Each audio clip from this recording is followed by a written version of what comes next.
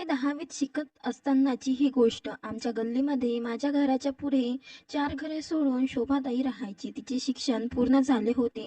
ती घरीच असायची. तिची आई कामाला जायची व तिचे बाबा कामानिमित्त बाहेरगावी असायचे. तिचा भाऊ इंजिनिअरिंग करत होता व तो हॉस्टेलवर राहायचा. दिवसभर शोभाताई घरी एकटीच असायची. तिचे व माझ्या आईचे खूप जमायचे. ती सतत आमच्या घरी यायची. माझ्या आईला ती कामात मदत करायची. आईला ती काकू म्हणायची. माझा लहान भाऊ खूप वाचरट होता म्हणून आईने तिला त्यांच्या घरी माझा अभ्यास घेण्यासाठी विनंती केली. ती पण हो म्हणाली. मग मी रोज तिच्याकडे जाऊ लागलो. ती खूपच छान अभ्यास घ्यायची. ती शिकवताना कधी रागवायची नाही. खूप समजून सांगायची.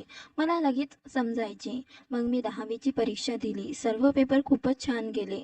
मी रोज शोभाताईकडे जायचो. संध्याकाळी मात्र मी मित्रांकडे जायचो.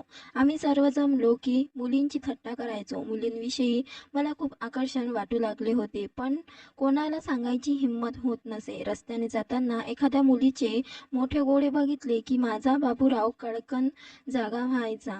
मग मात्र त्याला शांत करता करता नाकी नऊ यायचे. शोभाताई दिसायला सुंदर होती. ती साधारणपणे 20 वर्षाची असावी. गोरी पान, सुंदर डोळे, नाक थोडे छोटेसे होते, पण तिचे ओठ नाजूक व गुलाबी होते. ती उंच होती पण थोडीशी जाड होती. केस अगदी काळेभोर व लांब तिच्या नितंबनांना स्पर्श करीत होते. उरोज मोठे व उभारदार होते.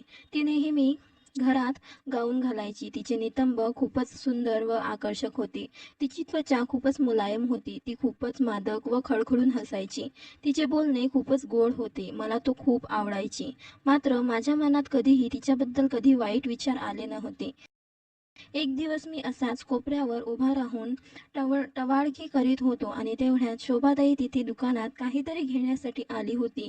माझे अचानक तिच्याकडे लक्ष गेले. मी खूप घाबरलो. मला काहीच सुचेना. म्हटले, आपली काही खैर नाही आता. मी शोभाताई जवळ गेलो. ती रागाने माझ्याकडे पाहत निघून गेली.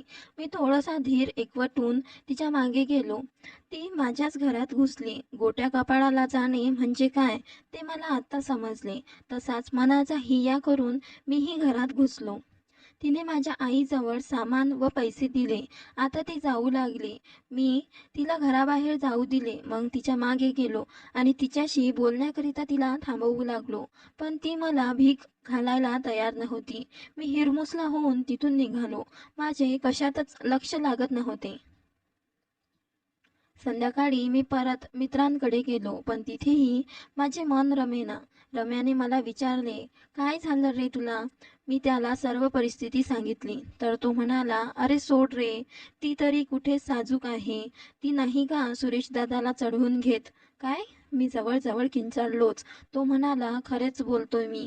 हवे तर संजयला विचार. संजयने पण मान डोलावली. मला खूप राग आला होता. मी तिथून लगेच घरी आलो.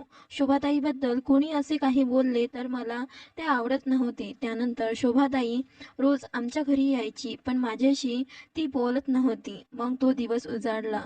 त्या दिवशी माझा रिझल्ट होता. माझे बाबा घरी नव्हते म्हणून मी व माझी आई शाळेत गेली. मला 90% पडले होते. आई खूप खुश झाली. आम्ही येताना वाटेत थांबून पेढे घेतले आणि घराकडे निघालो. रस्त्यात माझा एक मित्र भेटला. मी आईला सांगून त्याच्याजवळ थांबलो. आईने लवकर घरी येण्यासाठी बजावले. मी हो म्हणालो. थोडा वेळ त्याच्याबरोबर टाइमपास केला आणि घरी आलो. घरी आल्यावर आईने तोंड हात पाय धुवून देवाजवळ पेढा ठेवायला सांगितला. देवाजवळ पेढा ठेवल्यावर आईने एक पेढा मला भरविला व स्वतः एक पेढा खाल्ला आणि मला म्हणाली, जा पहिला जाऊन शोभाताईला पेढे देऊन ये.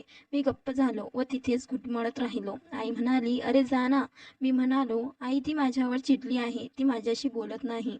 तर आई पटकन म्हणाली, अरे जा, काही नाही होत. तूच काहीतरी वाचरटपणा केला असशील. ती मोठी आहे ना तुझ्यापेक्षा. तिनेच तुझा अभ्यास घेतला. जा तिला पेढा दे आणि तिची माफी पण माग. मला माहीत आहे तिचा स्वभाव. ती कधी कुणावर चिडत नाही. आईने असे सांगितल्यावर मला खूप बरे वाटले. मी लगेच तिच्या घरी गेलो. दरवाजा बंद होता म्हणून मी थोडासा लोटला तर तो उघडला. मी मनाचा हिया करून आत गेलो. शोभाताई पलंगावर आडवी होऊन कसले तरी पुस्तक वाचत होती. मी हळूच तिला हाक मारली व म्हणालो, शोभाताई, मला 90% पडले. तिने पटकन ते पुस्तक उशीखाली ठेवले आणि माझ्याकडे पाहत उठली आणि मला मिठी मारली आणि म्हणाली, ग्रेट. मला माहिती होते की तुला खूप चांगले मार्क्स मिळणार असे म्हणून तिने माझी पप्पी घेतली व म्हणाली, आधी पेढे दे. मी तिच्यासमोर पेढ्याचा डब्बा धरला. तिने त्यातून एक पेढा काढून मला भरविला. पेढा खाताना मी तिला म्हणालो, अगं तू पण खा ना. तर ती म्हणाली, मी तुला पेढा भरवला, आता तू मला भरव. मी तिला पेढा भरवला. पेढा खात खात ती म्हणाली, बंटी, मला आज खूप आनंद झालाय. तू अगदी माझ्या अपेक्षेप्रमाणे मार्क्स मिळवलेस. सांग, तुला काय गिफ्ट हवंय? मी म्हणालो, काही पण तुला आवडेल ते दे. तिचा मूड बघून मी पटकन तिला म्हणालो, शोभाताई, सॉरी, मी त्या दिवशी चुकलो. मी परत नाही असे करणार. तिने परत मला जवळ ओढले आणि माझ्या गालाची पप्पी घेत म्हणाली, मला माहिती आहे तू असा नाहीस, पण कुठल्याही मित्राच्या नादाने तू काही चुकीचे करावे असे मला नाही वाटत. तिचे उरोस माझ्या हनुवटी आणि गळ्याला स्पर्श करत होते. तिचा तो उबदार स्पर्श मला मोहून टाकीत होता. मीही तिला बिलगलो. ती म्हणाली, बंटी, अरे असे छेडून मुली पटत नसतात. मी म्हणालो, माझा तसा हेतू नव्हता. ती हसून म्हणाली, तुझ्या वयात मुलांना मुलींबद्दल आकर्षण निर्माण होणे हे काही नवीन नाही. मुली पटवण्याचे अनेक मार्ग आहेत. मी तुला शिकवेल मुलींना कसे पटवायचे ते. शोभाताईने मला विचारले, तुला कशा मुली आवडतात? मी म्हणालो, स्वभावाने छान आणि दिसायला सुंदर. तिने थोडा विचार केला आणि म्हणाली, सुंदर म्हणजे कोणासारखी? मी म्हणालो, तुझ्यासारखी. खूप सुंदर नसेल तरी चालेल. तिने परत मला मिठी मारली आणि विचारले, मी एवढी सुंदर आहे का? मी म्हणालो, हो, प्रश्नच नाही. ती म्हणाली, तू माझ्यात काय पाहिलं की तुला मी सुंदर दिसते? मी म्हणालो, तुझा गोरा रंग.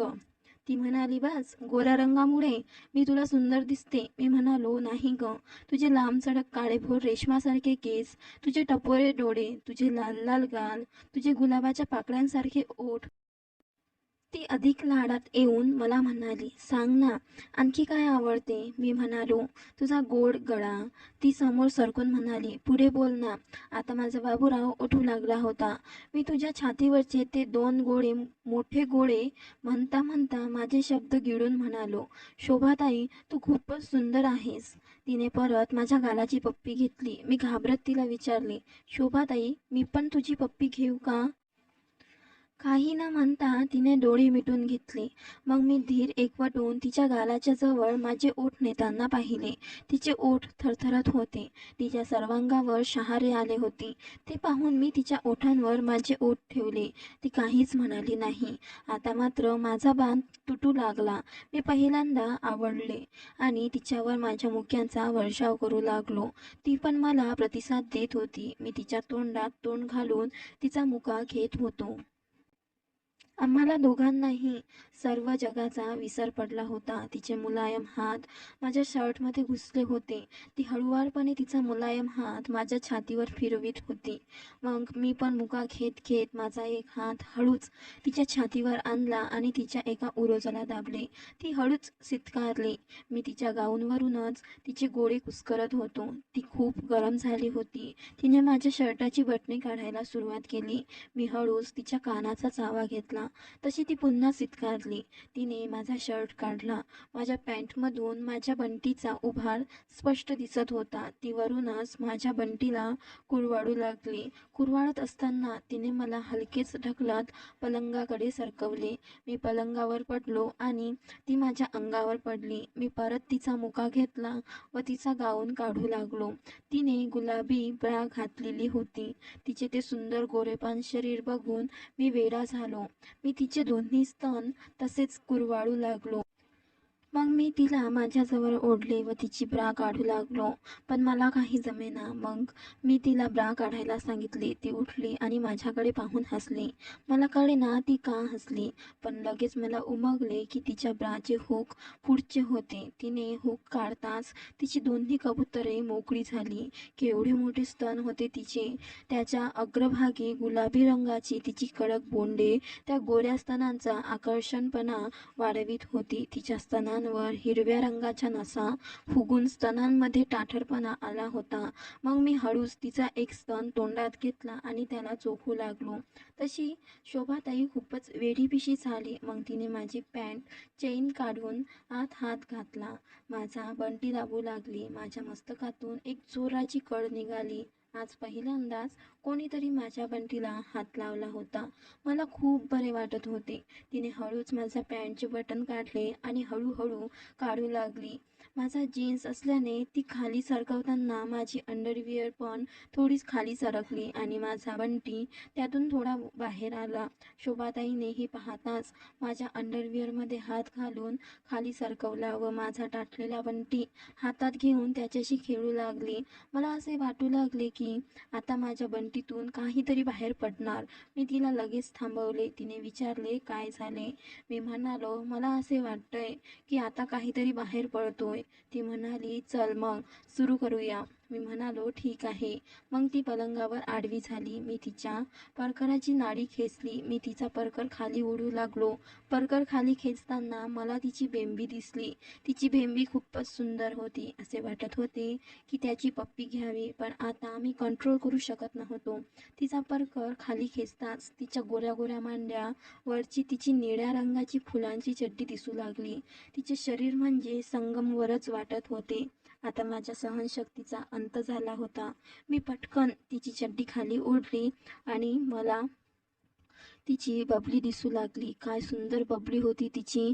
तिची काळेभोर आणि मुलायम झाटे बघून मला कधी एकदा माझा बंटी तिच्या बबलीत घालतो असे झाले होते. मी खाली अंडरवेअर पटकन काढून टाकली आणि तिच्या अंगावर आडवा झालो. आम्ही दोघेही खूपच गरम झालो होतो. शोभाताईची छाती वर खाली होत होती. तिचे ते हलणारे पुष्ट उरोज पाहून मी चेकाळलो होतो.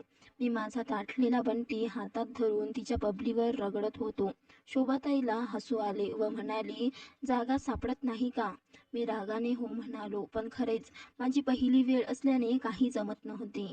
माझ्या सहनशक्तीचा अंत झाला होता. माझी करुण अवस्था पाहून शेवटी शोभाताईनेच माझा ताठलेला बंटी हातात धरून बबलीवर ठेवला आणि हळूच माझ्या कानात म्हणाली, बंटी आता हळूच आत घुसव. मला कसला धीर. मी जोरात दणका दिला तशी ती किंचाळली. ऐक बंटी आत गेल्यावर मी कंबर हलवायला सुरुवात करणार. तोच माझा पुन्हा परत बाहेर आला. मी परत बंटी तिच्या बबलीत जवळ नेला आणि शोभाताईला विनंती करू लागलो तर ती म्हणाली, बंटी तू पुन्हा धसमुसळ्यासारखं करशील तर मला त्रास होईल. मी म्हणालो, नाही ग, आता मी हळूच घालीन. तिने परत माझा बंटी हातात पकडून बबलीवर ठेवला. मग मी हळूच आत घातला. तिने तिच्या पायाची घडी माझ्या मांड्यांवर टाकली आणि मला म्हणाली, आता हळूहळू कंबर हलव. मी तिला जाऊ लागलो. तिच्या तोंडातून हळूहळू आवाज येत होते आणि चेहऱ्यावर लालिमा चढला होता. 2च मिनिटात माझा बार उडाला. माझी पहिलीच वेळ असल्याने चांगल्या 7 ते 8 चिरकाळ्या उडाल्या आणि थापा टाकत तिच्या अंगावर पडलो. पहिल्यांदा मला कळाला की मी मुतलो की वेगळे काही घडले. शोभाताईने मला पटकन बाजूला ढकलले. ती उठू लागली. मी तिला उठताना तिच्या बबलीच्या जवळ पाहिले तर तिच्या बबलीतून माझा रस बाहेर पाझरत होता आणि चादरीवर जवळजवळ अर्धी वाटी तरी माझा चीक पडला होता. तिने तशीच चादर ओढून घेतली आणि ती बाथरूमकडे पळाली. तिची गोरी टरबूज हलताना बघून मी परत वेडा झालो. आयुष्यात मी आज पहिल्यांदा जवलो होतो. माझा बंटी पूर्ण चिकाने भरला होता. मी तसाच पलंगाच्या कोपऱ्यावर तिची वाट पाहत बसलो. माझे लक्ष उशीकडे गेले. चादर ओढताना उशी खाली पडलेली होती. तिचे पुस्तक पण पडले होते. मी सहज चालण्याकरिता म्हणून उचलले आणि उघडलोच. पुस्तकांमध्ये सर्व नागरी आणि झवाझवीची चित्रे आणि गोष्टी होत्या. त्यातली एक कहाणी मी वाचू लागलो. ती बहीण भावाच्या झवाझवीची होती. त्यातील चित्रे पाहून माझा बुल्ला परत ताठ झाला. मी समजलो ही पुस्तक वाचून गरम झाली होती, पण शोभाताईकडे हे पुस्तक आले कुठून असा प्रश्न मला पडला. मनात म्हणालो, जाऊ दे, आपल्याला काय करायचे आहे. आज त्यामुळे कमीत कमी जवायला तरी मिळाले. मी माझ्या बंटीला हात धरून बसलो. तेवढ्या शोभाताई येत असल्याची चाहूल लागली.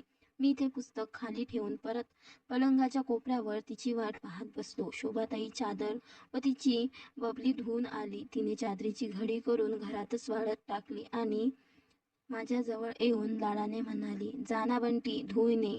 मी तिच्या बाथरूममध्ये गेलो. बंटी चांगला चोळून धुतला आणि बाहेर आलो. शोभाताईने ब्रा घातली होती आणि ती खाली वाकून चड्डी घालत होती. मी तिच्या टरबुजांजवळ जाऊन माझा बंटी तिच्या टरबुजांना टेकवला आणि तिच्या कमरेला धरून तिला जवळ ओढले. ती म्हणाली, "आता पुरे ना?" मी म्हणालो, "नाही, मला आणखी एकदा करायचे." मग ती काही न बोलता माझ्या बंटीवर बसली. मी मागून तिच्या मानेचे पटापट मुके घेऊ लागलो. पुस्तक पाहून माझा बंटी चांगलाच खळबळला होता. तिच्या टरबुजांमध्ये तो रुतत चालला होता. असं वाटत होते की तिची टरबुजं मारावी. पण मी तो विचार सोडला. मी दोन्ही हाताने तिची ब्रावर सरकवून तिच्या स्तनांची बोंडे चोळू लागलो. तिचे उरोज माझ्या हातात मावत नव्हते. ती गरम व्हायला लागली होती.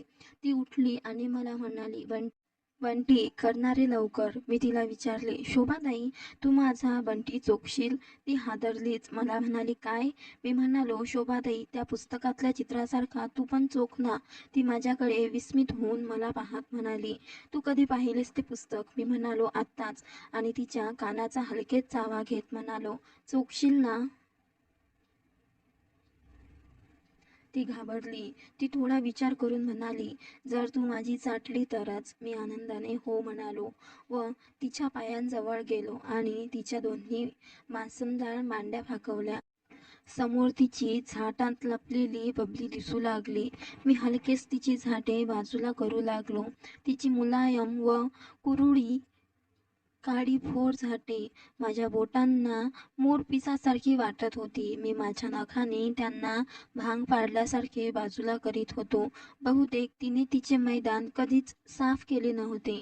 मी तिची झाटे बाजूला केल्यावर मला तिची गोरी बबली दिसू लागली. तिच्या बबलीचे ओठ बोटाने बाजूला करताच तिची गुलाबी योनी व त्यावरचा तिचा छोटासा पण गोंडस दाणा दिसू लागला. मी हळूच तिच्या दाण्याला माझ्या जिभेचा शेंडा लावून गोल कार फिरवू लागलो. तशी ती वेडीपिशी झाली. मी तिच्याकडे हळूच एक कटाक्ष टाकला. तिने डोळे घट्ट मिटून घेतले होते व तिचे ओठ कोरडे पडले होते. त्या कोरड्या ओठांवरून ती जीभ फिरवत होती. तिचे वक्ष जोरजोरात वर खाली होत होते. तिने एका हाताने चादर घट्ट पकडली होती व तिचा दुसरा हात माझ्या केसात रुतून माझ्या डोक्याला खाली ढकलण्याचा प्रयत्न करीत होता. मी तिच्या झाटांवरून माझी जीभ फिरवायला सुरुवात केली. माझे एक बोट तिच्या बबलीच्या ओठांवरून फिरवत होते. झाटे चाटून मग माझ्या जिभेने तिच्या बबलीत प्रवेश करताच तिच्या तोंडातून आऊ असा हळू आवाज येऊ लागला. त्या आवाजाने मी बेभान होऊन जोरजोरात तिच्या बबलीच्या आत बाहेर जीभ करू लागलो. ती खूपच वेडी झाली होती व म्हणत होती की, "तू खूपच छान चाटतोयस, अजून चाट."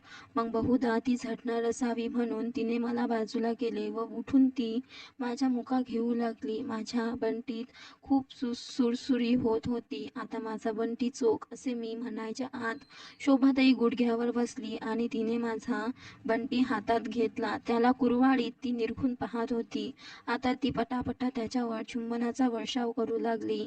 ती पटापट माझ्या गोट्यांनाही चोखू लागली. एका हातात बंटी धरून ती वाकून माझ्या गोट्या चोखीत होती. मी हवेत तरंगत होतो.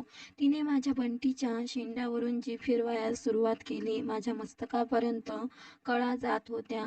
मी तिच्या आंबाड्यात हात घालून तिच्या डोक्याला मागे पुढे करू लागलो. त्यामुळे तिचा आंबाडा सुटला आणि तिचे केस मोकळे होऊन तिच्या मांसल नितंबनावर लोळू लागले होते. ती खूपच सुंदर दिसत होती. बराच वेळ बंटी चोखल्यानंतर ती जाऊन पलंगावर आडवी झाली. तिचा मूक इशारा समजून मी तिच्या दोन्ही मांड्यांमध्ये गेलो आणि तिच्या स्तनांना कुरवाळू लागलो. मग तिने माझा बंटी हातात धरून बबलीवर सेट करून दिला. मी हळूहळू बंटी तिच्या बबलीत घुसवायला आणि कंबर हलवून तिला जवू लागलो. ती मोठमोठ्याने सुस्कारे सोडू लागली होती. तिला जवताना तिचे सुस्कारे ऐकून मी जास्तच चेकाळत होतो. मी हळूच माझा बंटी तिच्या बबलीतून बाहेर काढला आणि तिला वाटले चुकून निघाला असेल म्हणून ती परत हातात घेऊन बबलीवर ठेवू लागली. पण मी मुद्दाम पुढे सरकत नव्हतो. तिने माझ्याकडे पाहून डोळे डटावत मला म्हणाली, "घाल ना बंटी, लवकर." मी म्हणालो, "कुठे घालू?"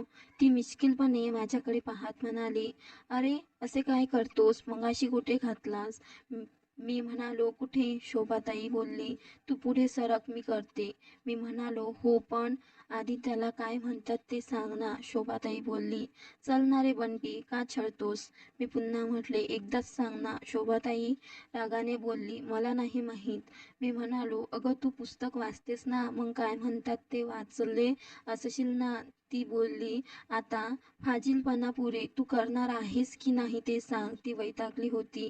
अशा निर्णायक क्षणाची वेळ येईल असे वाटले नव्हते. मग मी साफ शरणागती पत्कारीत म्हणालो, प्लीज शोभाताई सांग ना. ती म्हणाली, आधी तू कर, मगच मी सांगेन. मग मी परत माझा बंटी तिच्या बबलीवर ठेवला आणि तिने हाताने सेट केला. मी आत घुसवू लागलो.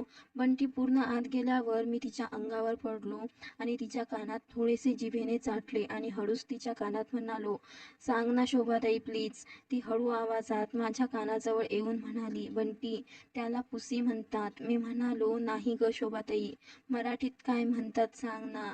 बंटी आत ठेवून मी तसाच पडून राहिलो होतो. ती म्हणाली, मला नाही माहीत, तूच सांग. मी म्हणालो, शोभाताई, फक्त एकदाच सांग, मी पुन्हा नाही विचारणार. मग ती खूपच लाजून म्हणाली, पुच्ची. तिचा चेहरा अजूनच लाल झाला होता. मी परत तिला जवायला सुरुवात केली. तसे तिने माझ्या मानेभोवती घट्ट विळखा घालत मला जवळ ओढले आणि मला विचारले, बंटी, मी माझ्या ह्याला काय म्हणतात ते सांगितले, आता तू पण सांग ना तुझ्या ह्याला काय म्हणतात ते. मी हळूहळू कंबर हलवीत म्हणालो, एवढा. ती आणखीनच लाडाने माझ्या केसांमधून हात फिरवीत म्हणाली, बंटी, आपण जे करतोय त्याला काय म्हणतात? शोभाताई चांगलीच रंगात आली होती. मी लगेच म्हणालो, जवाजवी. मी खूप उत्तेजित झालो होतो. माझा स्पीड वाढला होता. मला कंट्रोल होत नव्हते. मी खूप जोरजोरात कंबर हलवू लागलो. ती चित्कारत होती. तिने डोळे घट्ट मिटून घेतले होते. ती खूपच कामुक दिसत होती. मी तिला जवताना तिचे दोन्ही गोळे दाबत होतो. आम्ही दोघेही घामाघूम झालो होतो. तिची बबली खूपच ओली झाली होती. बंटी आत बाहेर करताना पचाक पचाक असा आवाज येत होता. शोभाताई जवण्याचा पुरेपूर आनंद घेत होती. तिचे सुस्कारे माझ्या बंटीला चेकाळून टाकत होते. माझी दोन्ही कान शिले गरम झाली होती. शोभाताईच्या चेहऱ्यावर घाम आला होता आणि तिचे केस त्या घामात भिजले होते. मला राहावले नाही. मी पटकन तिची पापी घेतली. तिच्या घामाने माझी जीभ खारट झाली. मला तो स्वाद खूप आवडला. आम्ही दोघेही चरमसीमेवर पोहोचलो. मी माझा रस तिच्या बबलीत सोडून दिला आणि तिच्या अंगावर पडून राहिलो. तिने पण मला घट्ट मिठी मारली. माझे तोंड तिच्या उरोजांमध्ये दाबले गेले होते. तिचे उरोज अजूनही वर खाली होत होते आणि तो स्पर्श मला मोहीन टाकीत होता. मला असे वाटत होते की कायमचे असेच पडून राहावे. ती माझ्या केसांमधून बोटे फिरवीत होती. तिच्या मुलायम स्पर्शाने मला स्वर्गसुख मिळत होते. अचानक तिने मला बाजूला सरकवीत म्हणाले, बंटी, उठ, नाहीतर कोणी जर आले तर प्रॉब्लेम होईल. मी बाजूला झालो आणि पलंगावर बसलो. ती उठली आणि माझ्या हाताला धरून बाथरूमकडे ओढत घेऊन गेली. बाथरूममध्ये जाताच तिने मधून तांब्या भरून पाणी काढले आणि माझ्या बंटीवर टाकले. एकदम गार पाण्याचा स्पर्श होताच मी शहारून गेलो. तिने लगेच साबण हातात घेऊन माझा बंटी चोळायला लागली. माझा बंटी धुतल्यावर मला बाहेर ढकलीत म्हणाली, बंटी, लवकर कपडे घाल, मी आलेच, मला पण यायचंय. असे म्हणायच्या आत तिने दरवाजा मिटून घेतला. मी बाहेर जाऊन कपडे घातले आणि पलंगावर जाऊन बसलो. शोभाताई सगळे अंग धुवून केस पुसत बाहेर आली आणि कपडे उचलून घालू लागली. मी चांगलाच चट्टावलो होतो. मी तिला म्हणालो, शोभाताई, अजून एकदा करूयात ना? तिने नकार देत म्हणाली, अजिबात नाही. बंटी, आपण हे जे केले ते चुकीचे आहे. माझ्यावर ताबा राहिला नाही आणि ही चूक घडली. आता आपण पुन्हा असे करायचे नाही आणि चुकून सुद्धा ही गोष्ट कुणाला सांगू नकोस. माझी शपथ आहे तुला. मी म्हणालो, शोभाताई, मी कधीच कुणाला सांगणार नाही. पण आपण काय चुकीचे केले? उलट मला तर खूप मज्जा आली. ती म्हणाली, नाही रे बंटी, कधी कुणाला समजले तर सगळे मला नावे ठेवतील. तू माझ्यापेक्षा खूप लहान आहेस. शिवाय सगळे आपल्याकडे बहीण भाऊ म्हणून बघतात. मी तिला म्हणालो, अगं पण कुणाला समजलेच नाही तर कोण आपल्याला बोलतात आणि आपण सख्खे बहीण भाऊ कुठे आहोत? मी शोभाताईला समजवण्याचा प्रयत्न करीत होतो. मला वाटले आता आपल्याला परत कधीच जवायला मिळणार नाही म्हणून हिरमुसलो होतो. शोभाताईने माझी समजूत काढून मला परत पाठविले. शोभाताई मला म्हणाली, बंटी, चांगली एखादी मुलगी पटव. पाहिजे तर मी तुला मदत करील. शोभाताईच हवी होती हे तिला का कळत नव्हते. मला तिचा खूप राग आला होता. मी रागातच घरी गेलो.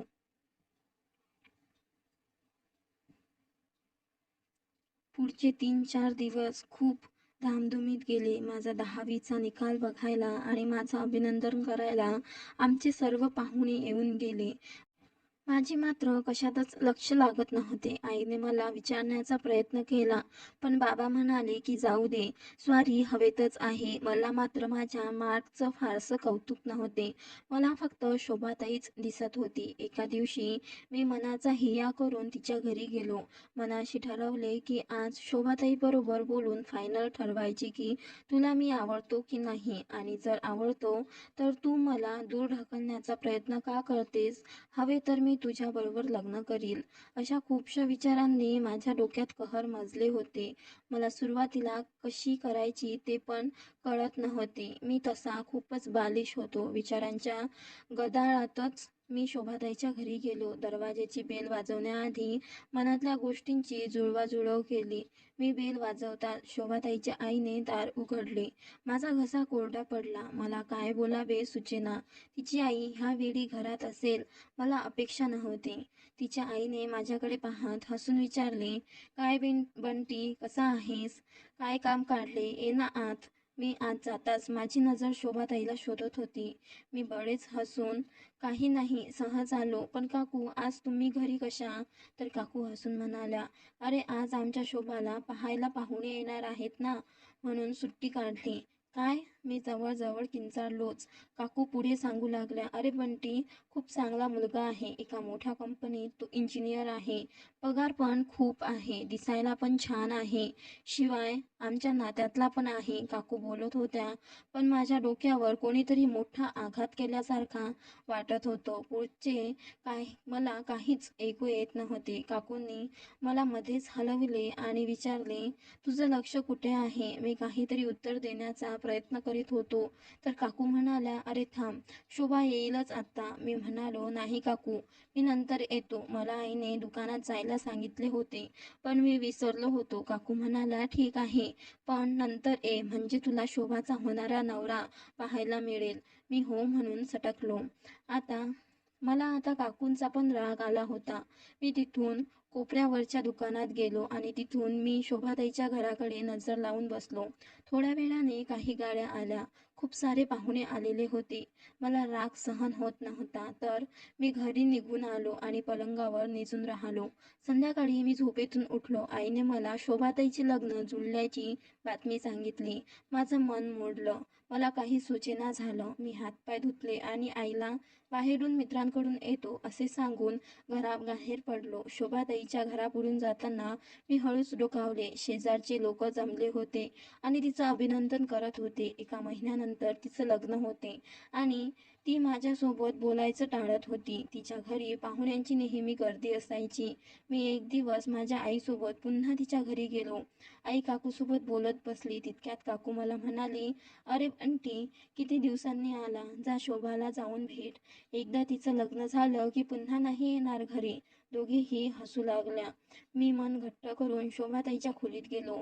ती एकटीच होती. मला बघून शोभाताई म्हणाली, बंटी, खूप दिवसांनी आला. शोभाताई माझ्याशी बोलायचं टाळत होती आणि अचानक मला खूप दिवसांनी आल्याचं विचारत होती. मी म्हणालो, तुझं लग्न जुळलं ना, मग आपला काय संबंध? मी पुढे काही बोलायच्या आधी ती बोलली, काय संबंध म्हणजे? का असं काय बोलतो? तुला त्या दिवशी समजावलं ना मी, तरीही तू तोच विचार करतो. मला कळेना झालं. मी विचारून टाकलो, शोभाताई, तू माझ्यावर प्रेम करते का नाही? ती बोलायची थांबली आणि थोड्या वेळाने म्हणाली, अरे असं काय विचारतो? मी तुझ्यात प्रेम करते, पण. मी म्हणालो, पण बिन काही नाही. जे आहे आत्ताच सांग, शोभाताई म्हणाली. नाही. मला माझ्या प्रश्नाचे उत्तर मिळाले होते, म्हणून मी बाहेर आलो. शोभाताई पण अजून किती समजावून सांगणार? आईने विचारले, काय झालं? मी म्हणालो, काही नाही, आणि शोभाताईच्या घरातून बाहेर पडलो. संध्याकाळी मी आईला म्हणालो, मला घरी करमत नाही, मामाच्या घरी जाऊन येतो. आई म्हणाली, तूच फोन करून विचार आणि जा. मी लगेच मामाला फोन केला. मी शोभाताईचे लग्न होत नाही तोपर्यंत दूर राहण्याचा निश्चय केला होता. मामाच्या घरी जाणे माझ्यासाठी योग्य पर्याय होता. मी दुसऱ्या दिवशी सकाळी मामाच्या घरी जाण्यासाठी निघालो. मामाच्या घरी असताना शोभाताईचा विचार मनात यायचा, पण मी मन घट्ट करायचो. तिचं माझ्यावर प्रेम नव्हतं आणि जे झालं ते चूक होतं असे म्हणून स्वतःची समजूत घालत होतो. मी घरी परत आल्यावर 11वी साठी हॉस्टेलला जाण्याचा निर्णय घेतला. त्यानंतर मी क्वचित घरी यायचो. शोभाताईच्या वडिलांची बदली झाली, त्यामुळे ते त्यांचं घर विकून नवीन घरी गेल्याचे कळले. मी शोभाताईला पूर्णपणे विसरण्याचा प्रयत्न करत होतो, म्हणून माझं लक्ष अभ्यासाकडे वळवलं. शोभाताई माझ्या आयुष्यातून जाऊन 6 वर्ष झालीत. माझं शिक्षण पूर्ण झालं आणि मला एका मोठ्या कंपनीमध्ये नोकरी मिळाली. माझं सगळं नीट चाललं होतं. एके दिवस मला ऑफिसच्या कामाने पुण्याला जायला मिळाले. पुण्यामध्ये माझं 2-3 दिवसांचं काम होतं. 4 तास प्रवास करून मी पुण्याला पोचलो. खूप थकलो होतो, म्हणून मी पूर्ण दिवस आराम केला आणि संध्याकाळी सहज कॉफी पिण्यासाठी एका कॅफेमध्ये गेलो. कॉफी पिताना मला शोभाताई दिसली. तिला खूप वर्षांनी बघितलं होतं मी. ती अगोदरपेक्षा खूप भरलेली होती. थोडी अजून जाड झाली होती.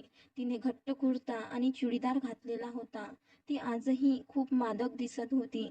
तिच्या एका हातात पर्स तर दुसऱ्या हातात तिचे बाळ होते. मला राहावलं नाही, म्हणून मी तिला हाक मारली. ती माझ्याजवळ आली आणि म्हणाली, बंटी ना तू? खूप वर्षांनी आम्ही भेटलो. शिवाय तिला एक 3 वर्षाचा मुलगा होता. त्यामुळे माझ्या मनात कुठलाच राग किंवा हेवा नव्हता. मी तिला म्हणालो, हो ग शोभाताई, आणि तिला बसण्याची विनंती केली. ती माझ्याजवळ बसली. मी तिच्यासाठी कॉफी बोलावली. कॉफी पिल्यावर तिने मला तिच्या घरी येण्याची विनंती केली. मी पण तिला हो म्हणालो.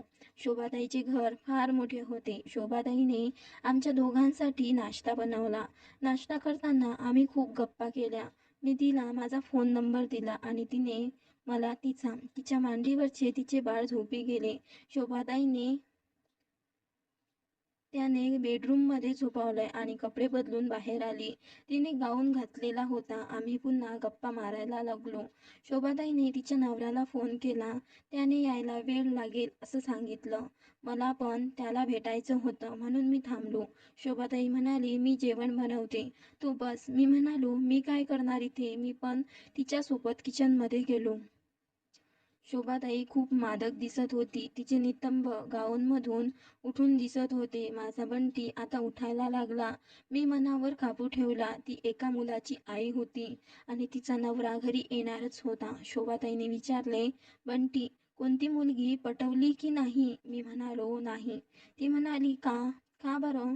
मी म्हणालो, नको राहू दे. तिने विचारले, असे काय झाले? मी पुन्हा म्हणालो, नको विचारू पुन्हा, तुला राग येईल. ती म्हणाली, एकदा सांग तरी. मी म्हणालो, माझ्या मनात कायम तूच होती, म्हणून मी कोणत्या मुलीकडे लक्ष नाही दिले. ती जवळ आली आणि म्हणाली, काय रे चेष्टा करतोय काय माझी? ती माझ्या अगदी जवळ होती. मला राहावले नाही. मी तिला मिठी मारली आणि माझे ओठ तिच्या ओठावर ठेवले आणि चुंबन घेऊ लागलो आणि ती पण मला साथ देत होती. थोड्या वेळाने मी भानावर आलो. मी मागे सरकलो. मी तिला सॉरी म्हणालो. मी शरमेने माझी मान खाली घातली. ती काही नाही म्हणाली आणि जेवण बनवू लागली. मला तिच्या चेहऱ्यावर राग दिसत होता. मला काहीच सुचेना झाले, म्हणून तिला काहीही न बोलता लगेच